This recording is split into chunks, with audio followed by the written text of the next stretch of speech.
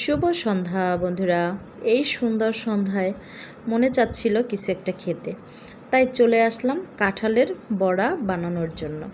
আর আমি এখানে নিয়ে নিয়েছি আতপ চাউলের গুঁড়ি, আর হচ্ছে ময়দা, চিনি, হালকা একটু বেকিং সোডা, আর হচ্ছে লবণ।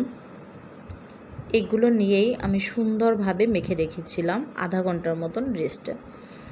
আর সে মেখে রাখার পরে ভাজতে চলে আসছি।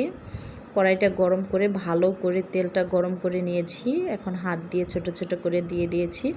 আর দেখতেই পারতেছেন বন্ধুরা কতটা সুন্দর হয়েছে এবং ফুলে উঠছে। এভাবে যদি কেউ কাঁঠালের বড়া না খেয়ে থাকেন, অবশ্যই একবার হলেও বাসায় ট্রাই করে দেখবেন। এভাবে খেতে অনেকটাই মজা লাগে আর খুবই ভালো লাগতেছিল বন্ধুরা। কখনো ভাবতেই পারিনি যে এত সুন্দর হবে। আর আপনারা অবশ্যই সন্ধ্যার সময় এরকম গরম গরম পিঠা বানিয়ে খেয়ে দেখবেন।